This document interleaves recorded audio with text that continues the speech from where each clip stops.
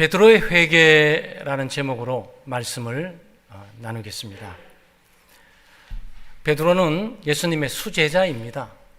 참 오늘 이 본문을 보면서 우리가 공감할 뿐만 아니고 우리 자신의 모습도 보게 되고 또 마음이 짠한 숨길 수가 없습니다. 한때 정말 믿음으로 살았고 하나님을 의지하고 신뢰하고 예수 그리스도의 참된 제자로 살아보려고 몸부림치면서 지금까지 왔는데 겟세마네 동산에서 기도 요청을 받을 만큼 주님의 특별한 사랑과 관심을 받고 살았던 이 베드로인데 지금 3번이나 부인합니다. 한 번 부인하는 것이 아니고 3번 연거푸 부인을 하게 되죠.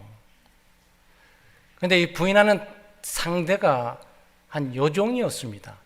한 여종이 왔을 때 부인했고 또 다른 여종이 와서 예수와 함께 있었던 사람 아니야? 이 사람 그 사람이에요. 그러니까 이번에는 맹세하고 내가 저 사람과 관계 있으면 나 팔을 잘라라 라고 이렇게 맹세를 하면서까지 예수님을 부인했습니다.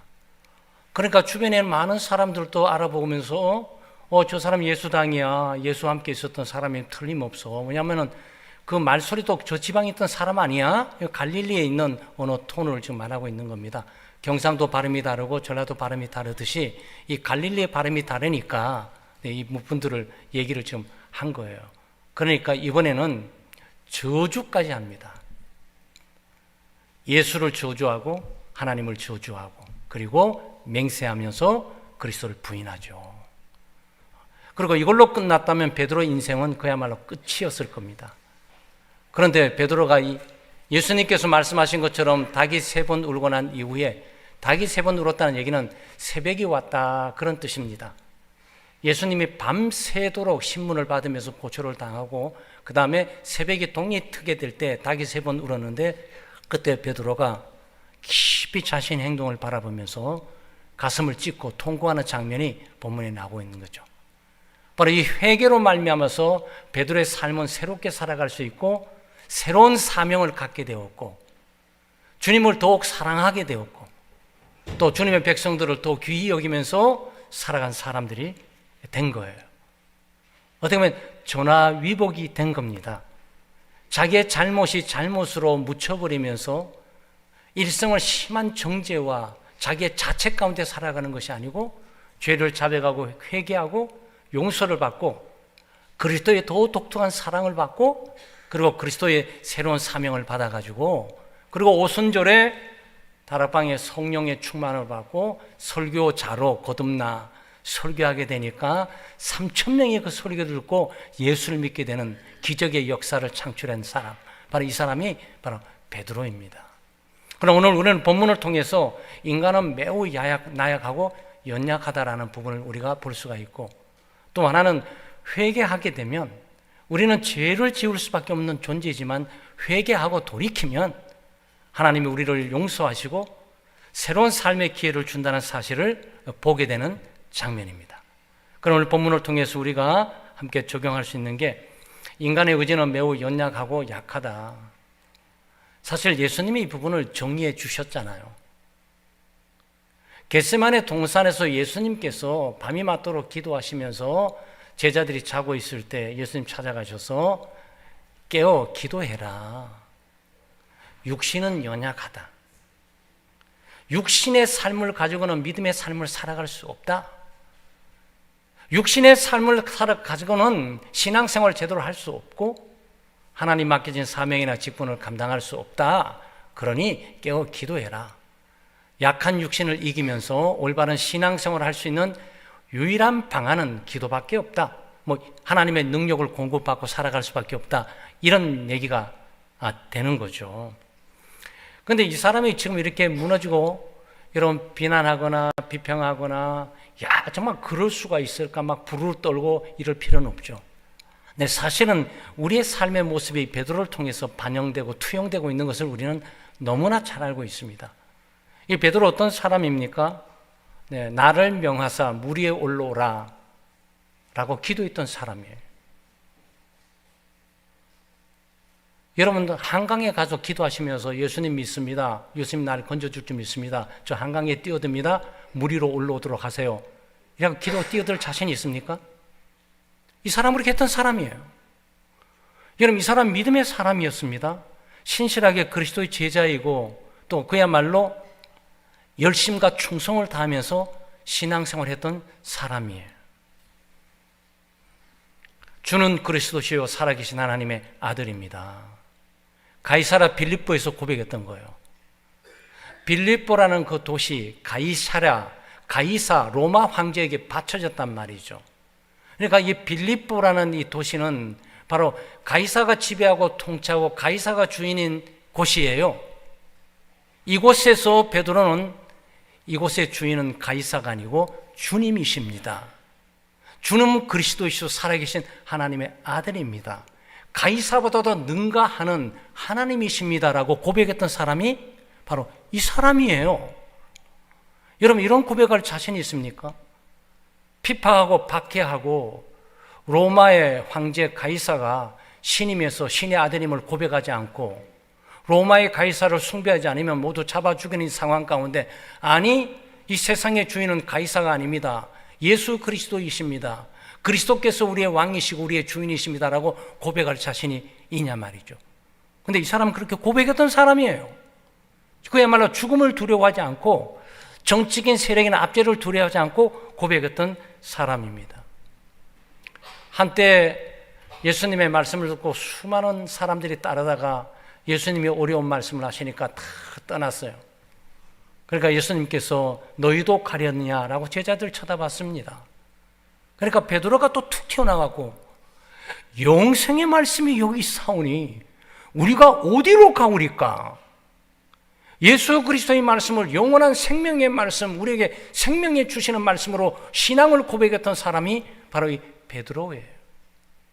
그리고 바로 전에 예수님께서 말씀하시면서 겟세마네 동산에 올라가기 전이죠.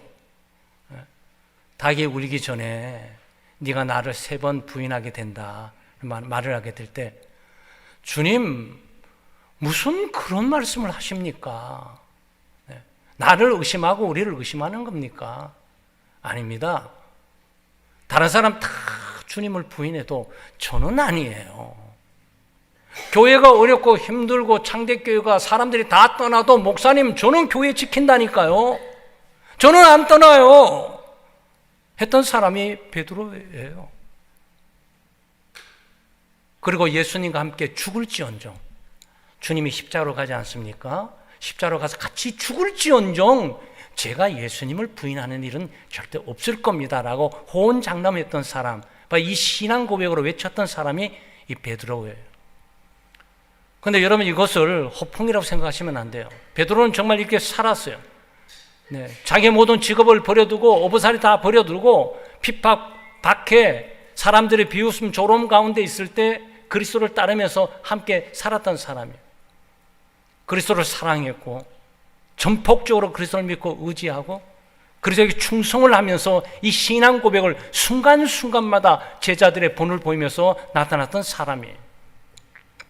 그런데 오늘 이 사람의 모습은 한 여종에게 주님이 난 모른다. 그 다음에 맹세하면서 말이죠. 난 맹세할게. 주님을 내가 알면 내 목을 그냥 쳐라. 뭐 이런 식으로 말이죠. 뭔가 맹세를 했단 말이죠. 주변의 사람들이 또 얘기하게 되니까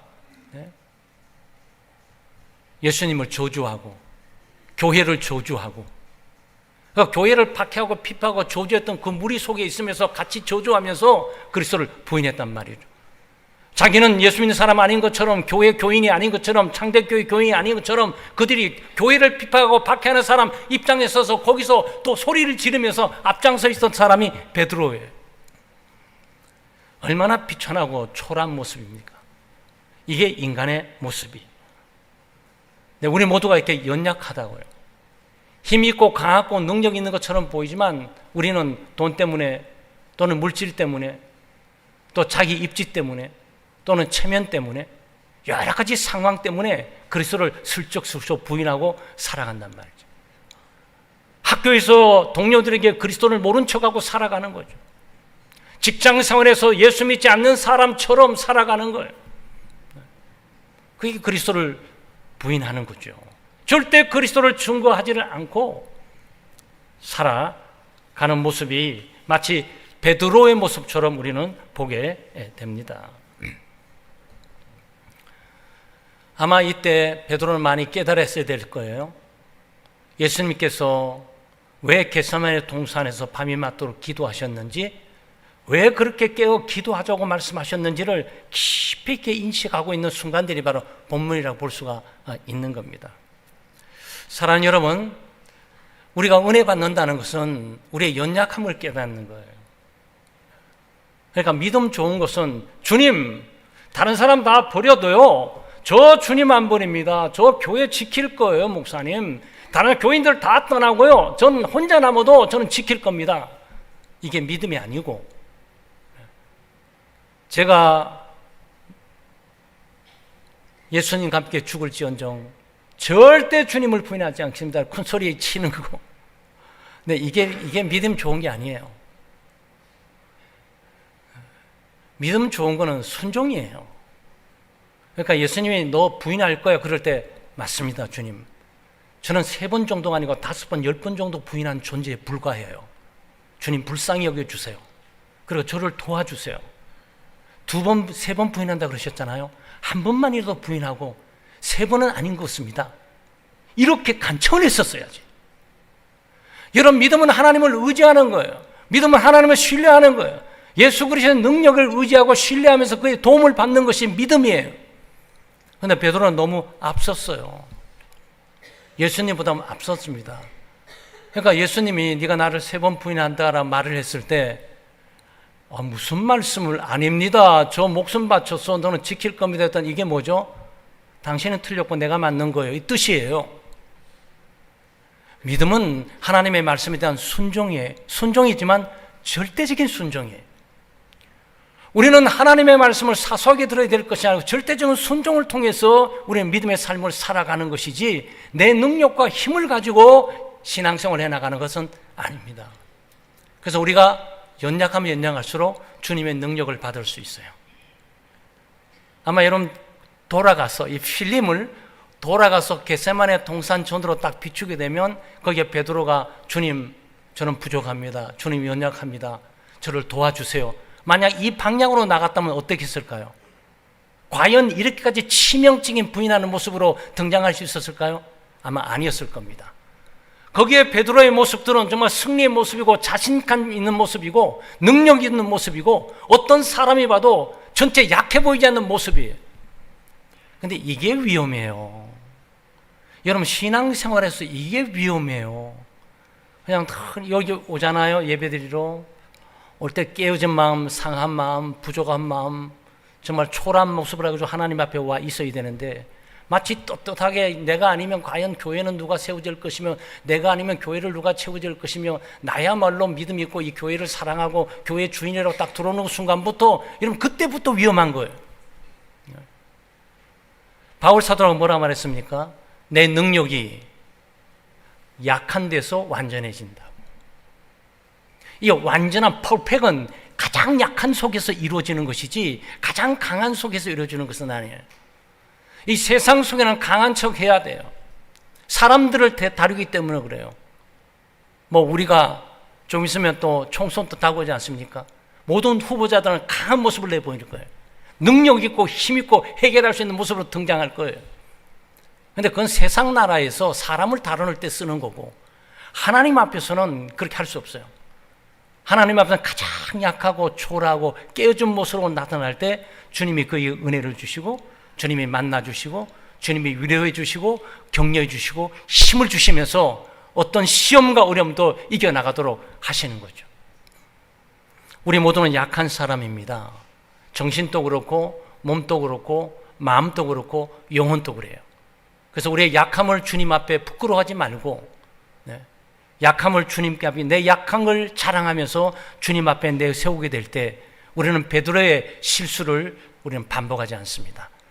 최소한 베드로의 실수를 한다 할지라도 한 번 정도로 끝나거나 2번 정도로 끝나지 3번 정도 가지 않습니다. 아니 한 번, 두 번, 세 번 갈지라도 그렇게 맹세하고 저주하면서까지 강도 높게 악랄한 방법으로 그런 마음으로 우리는 주를 부인하지 않게 되죠. 우리 모두는 그런 은혜가 필요합니다.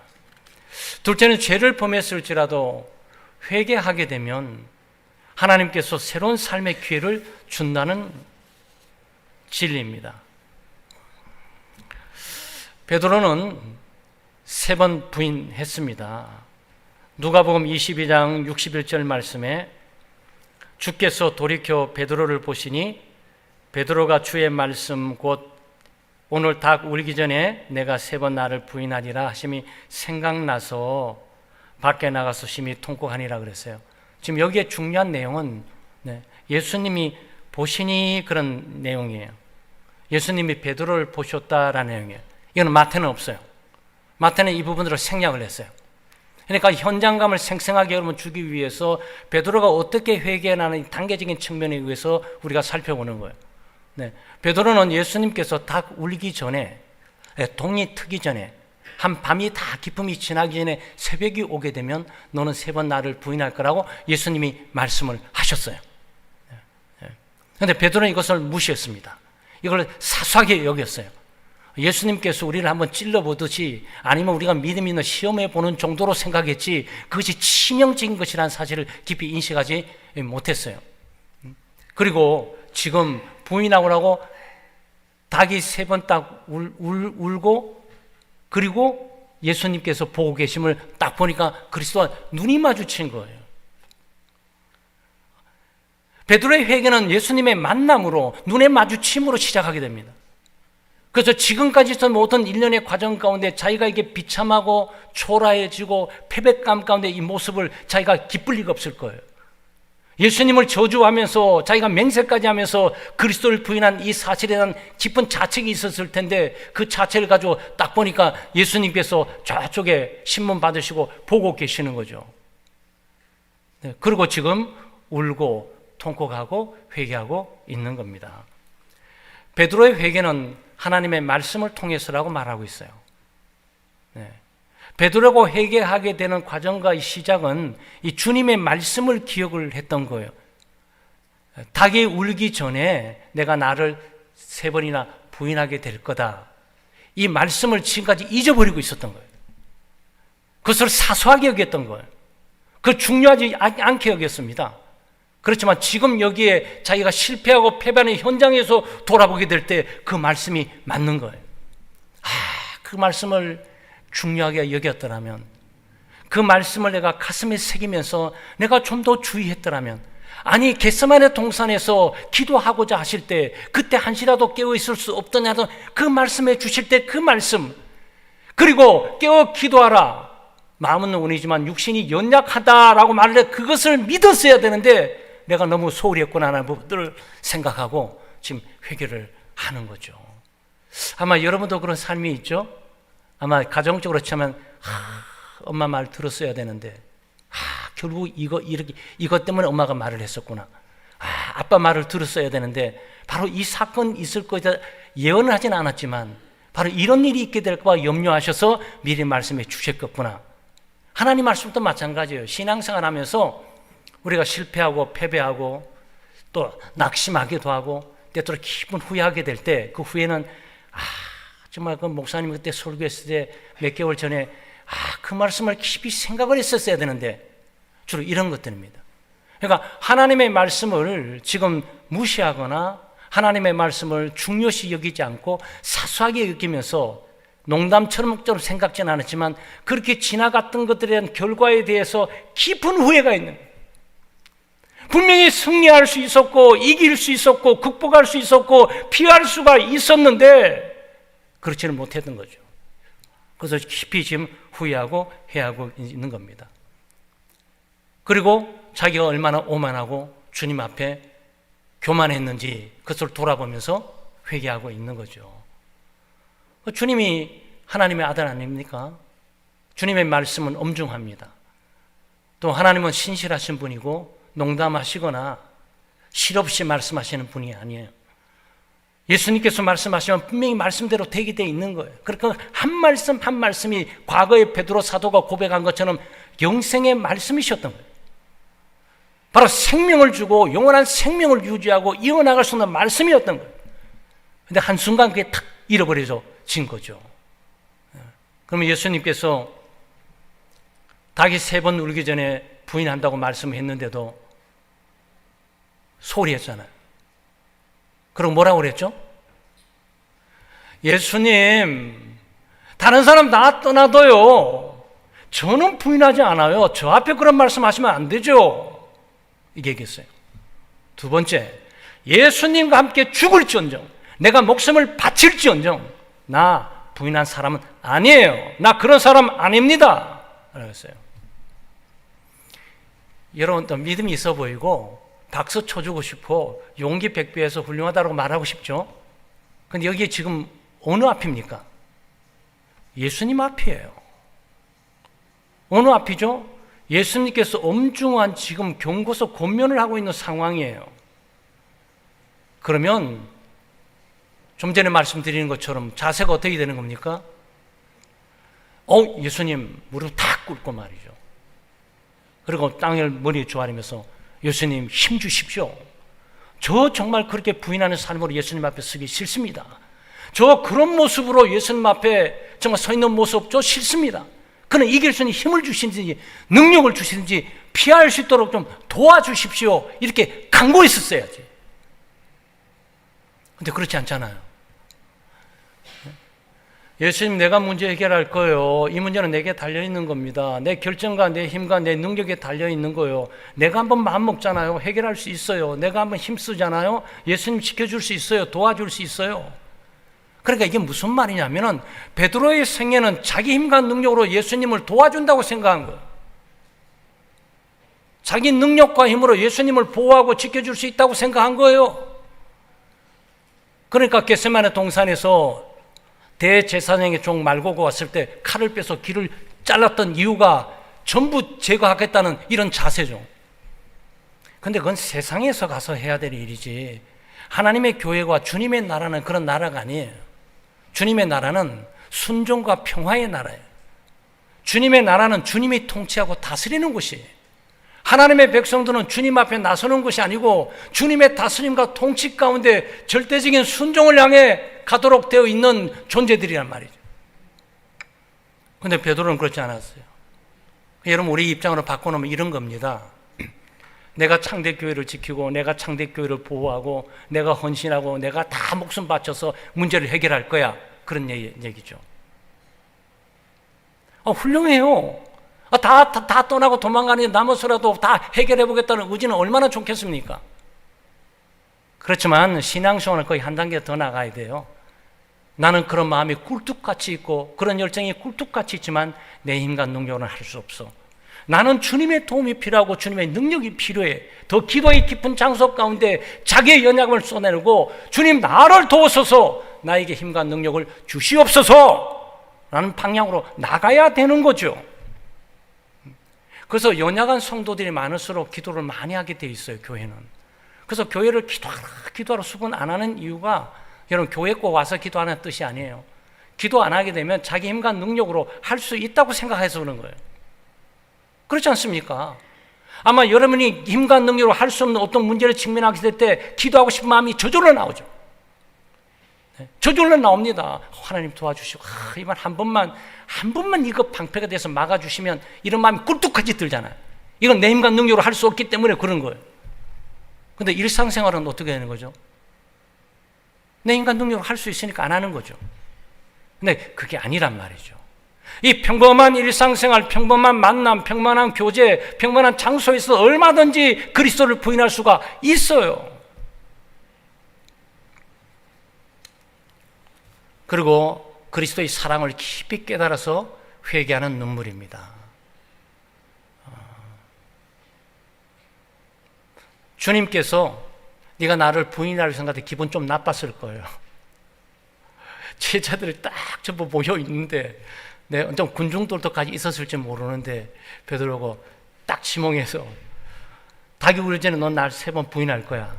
아니 나를 어떻게 보시고 이 목사님 그냥 교회에서 많은 사람들 앞에서 왜 나를 지적해서 저렇게 지금 내 치부나 약점들을 마치 일어나지도 않는 걸 일어났듯이 저렇게 말씀하시는 거지?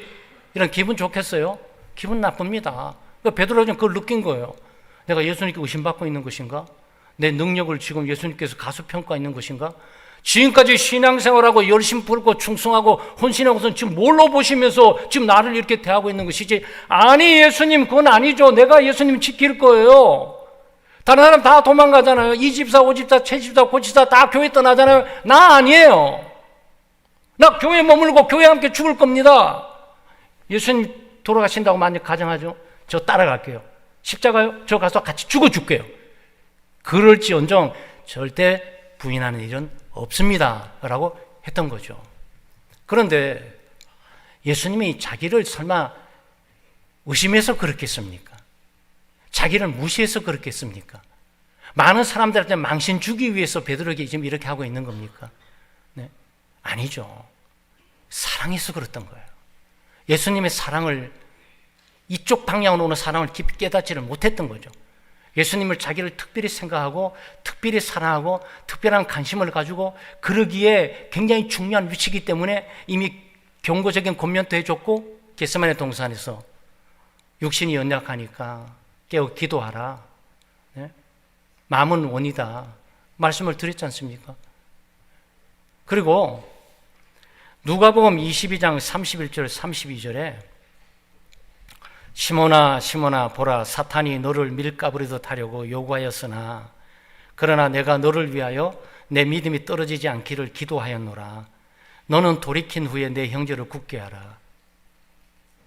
이게요, 마태복음은 기록이 안 돼 있어요.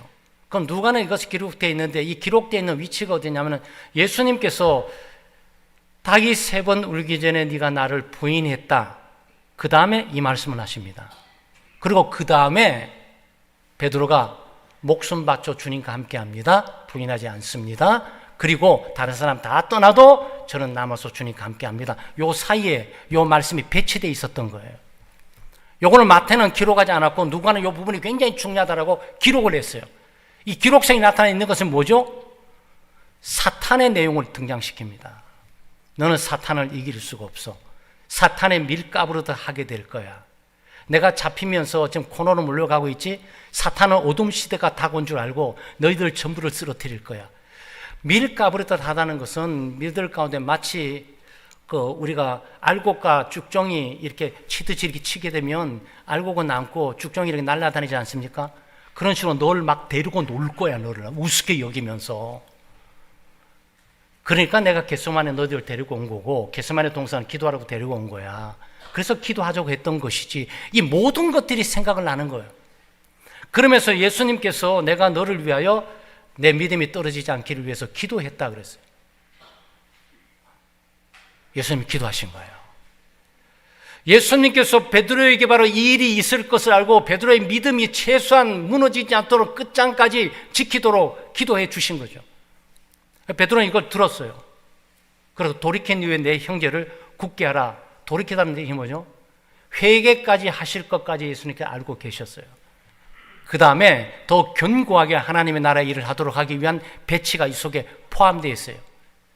일부러 예수님께서 이렇게 조작에 만들어 가신 것이 아니고 예수님은 베드로의 의지의 나약함과 육신의 연약함도 알고 계셨고 환경의 어둠도 알고 계셨고 사단의 활동과 움직임도 보고 계셔서 그 이후에 있을 사건들을 예측하고 예언을 해 주신 거죠. 그러니까 베드로의 입장이 뭐죠? 주님의 사랑을 깊이 느낀 거예요. 지금 회개하는 것도 그리스도의 은혜 때문이고 내가 다시 한번 주님의 눈을 마주친 것도 주님의 은혜인 것이고 내가 회개하고 돌아서는 것도 주님의 은혜임을 깨닫게 되고 주님이 나를 사랑하신 거구나.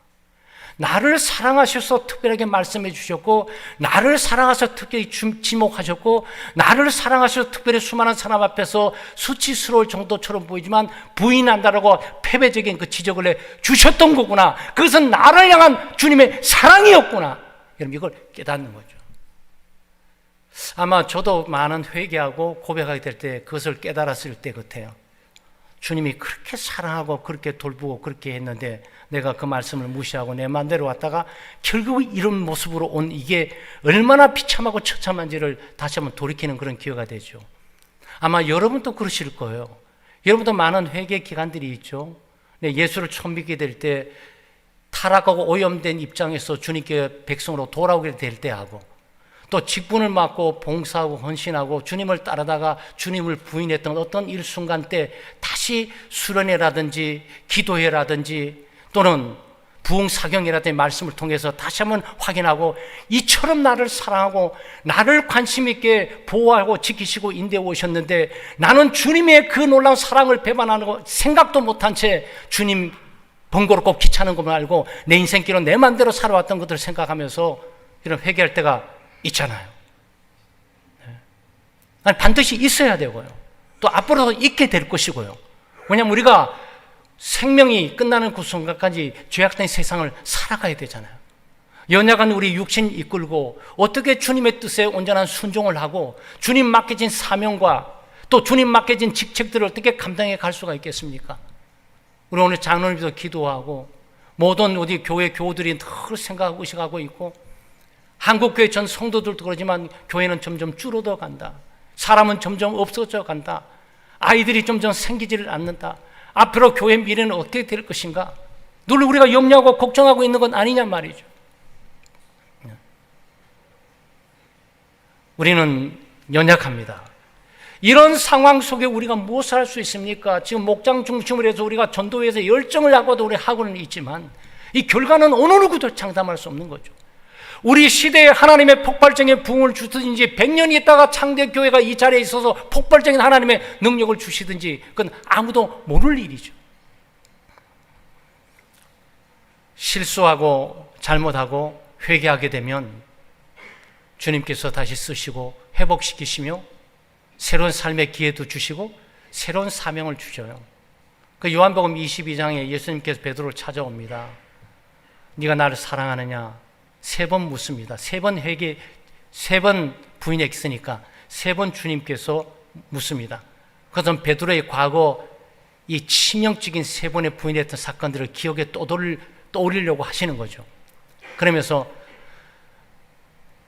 내가 주님을 사랑하는 걸 주님이 아십니다 라고 베드로가 계속 고백하는데 그 고백은 사실은 이 회개하게 될, 통곡하게 될 때 그때 자기가 얼마나 주님을 사랑하는지를 알았던 거예요.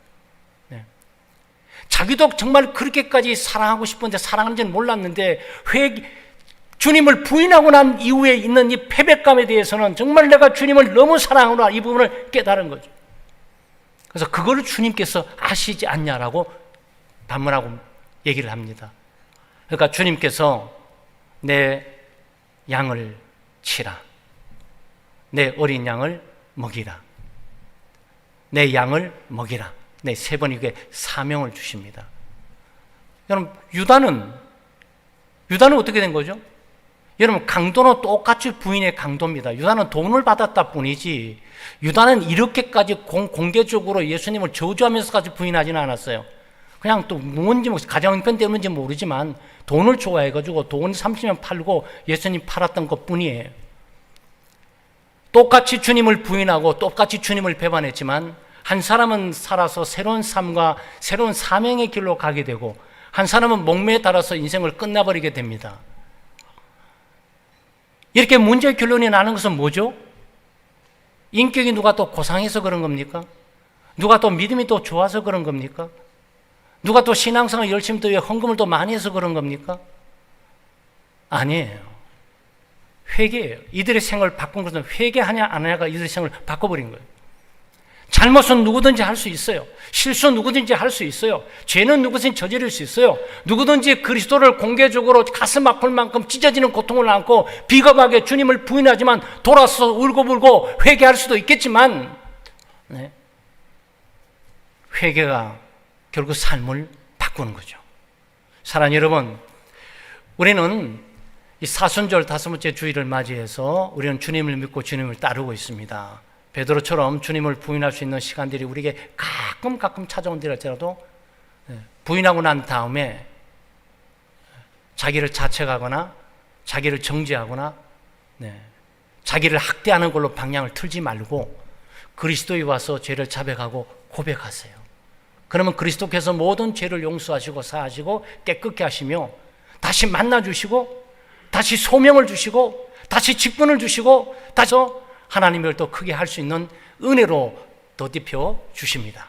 그런 은혜가 교우들의 있기를 주의 이름으로 축원합니다. 하나님 아버지, 사순절 5번째 주일을 맞이하여 하나님의 사랑과 십자가의 은혜를 기억하며 예배할 수 있게 해주심에 감사를 드립니다. 먼저 저희들의 회개를 받아 주시옵소서.